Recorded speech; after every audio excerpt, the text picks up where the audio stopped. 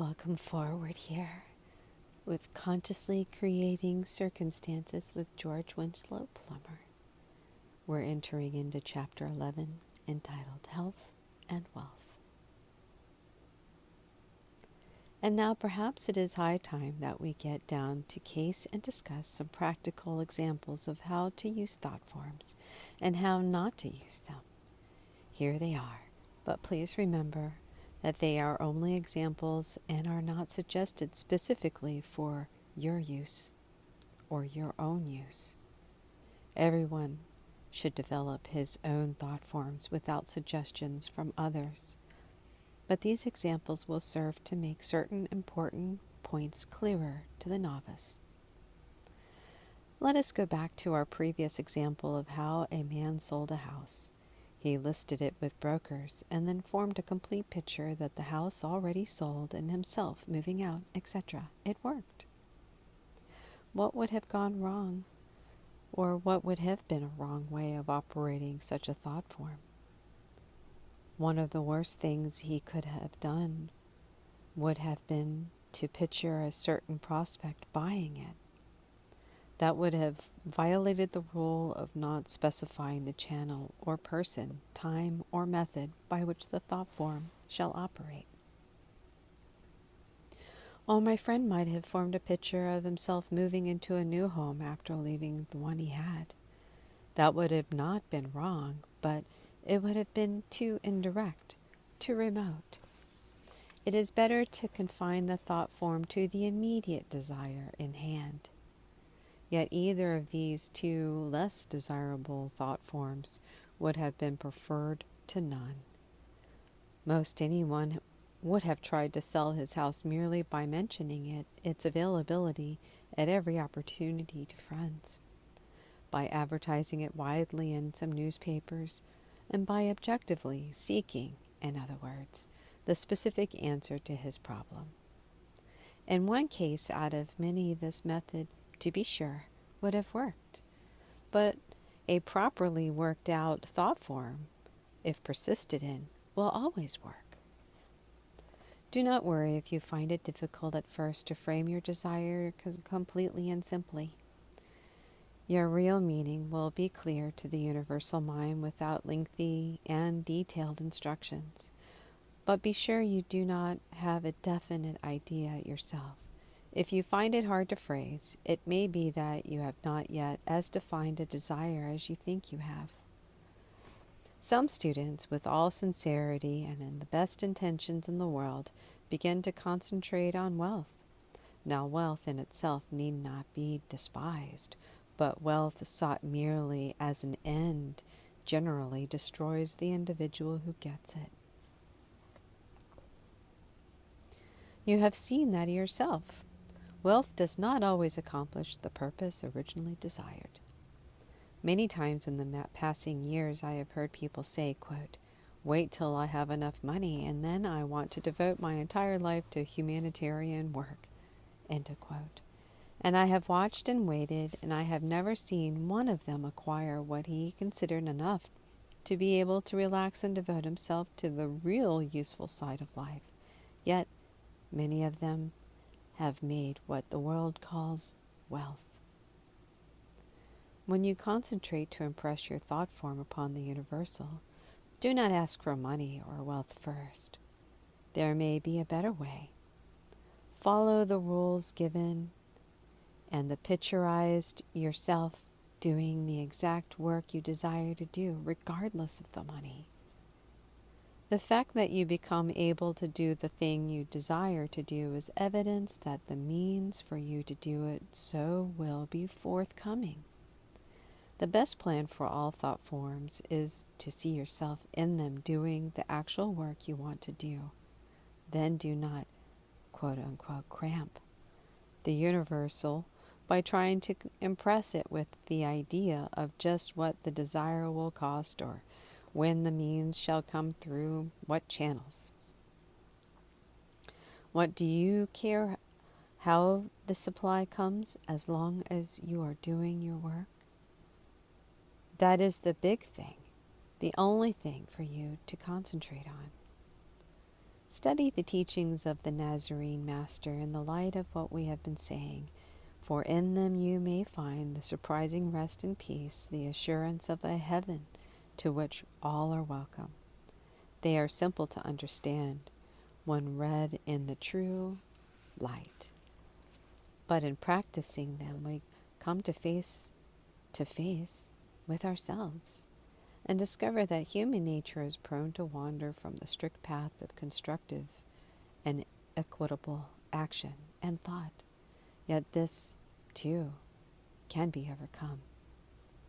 If and when you find it difficult to follow the precepts of the great law of nature, which are bound to produce harmony, it is because somehow you are thinking wrong. Stop where you are and wait until your inner guidance tells you that you are back on a clear road to the straight and correct thinking, for as your thoughts are, so will the results be. And if you are jangled in your thoughts, you will be jangled and confused in your actions and affairs. Jot this rule down in your memory and, paradoxical as it may seem, believe it. If you are as poor as the proverbial church mouse, never think poverty. If you are rich as Croesus, never think of yourself as wealthy, but always think of yourself as opulent. Many a financial poor man is so rich in courage and stamina that he is bound to rise out of his poverty. Many a rich man is so poor in spirit that his money is the only thing that gets him by, and as frequently loses that. But the opulent man, the one who, rich or poor, is conscious of his fullness of the good things of life, health, spirit, resilience, the ability to feel himself one with all God's creation, a brother and friend to all, and able to feel the beauty of a sunset, the rhythm of symphony, and the language of trees and flowers and animals, will sooner or later enjoy, physically and spiritually, all the things this world can shower upon him, simply because he is a part of all good things, and by the law of attraction they will come to him. He can have, quote, infinite riches in a little room, end of quote. Talking and thinking poverty, whether of means or of spirit, creates or perpetuates poverty. Talking or thinking of wealth crystallizes the mind to such an extent that one forgets that riches sometimes take wings, or else develops a spirit of aloofness and arrogance. Talk and think opulence, or having an abundance of the good things of life, including the opportunities to serve others.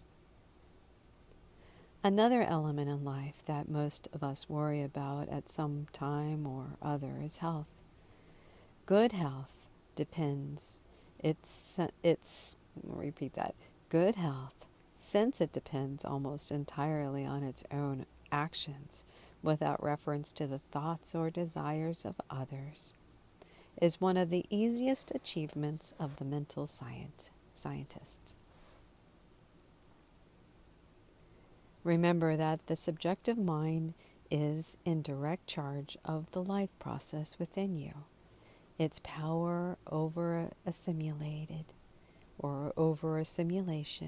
digestion, excretion, the flow of the blood, the nerve force, etc. is understood. Consciously, you do not control any of these activities ordinarily, but since you know now that you can control the subjective mind by your objective mind, then perhaps the most immediate effect you can get with thought forms is good health, since that depends so directly on the action of the subjective. In using thought forms to improve your health, the very first thing is to eliminate the thought of the specific trouble or ailment that you wish to get rid of. Do not picture yourself overcoming a weak heart, for instance, by imagining that weak heart of yours getting stronger. Whatever your complaint, its cure by thought form is the same. concentrate on a picture of your whole, healthy, vital, and strong. Imagine yourself doing the things you think you cannot do now. Not impossible things, of course, just the normal things that healthy people can do. Remember always that you are a part of and a channel for all the power in the universe. That power will manifest through you in just the degree that you permit. Floods of health and strength are waiting for you and will flow to you when you have built a thought form of yourself of constructive nature as to health. So, first banish any thought that you are sick. Yes, you may be, but do not dwell on it. We do not have suggestions that you deny your illness if you have one, for that would be absurd. There is no point in avoiding a fact. It is better to eliminate an unpleasant fact. We are not advocating metaphysical quibblings, but simply pointing out how to overcome unpleasant physical facts about stultifying your reasons for affirming their non-existence. Having eliminated, or at least subdued, the consciousness of your pain or illness, meditate at length on yourself as glowing with health.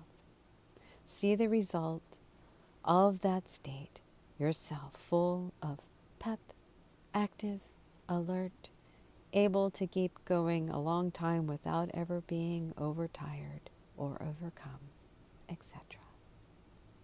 Then concentrate that picture into a thought form and stamp it, as you have been directed, on the universal mind.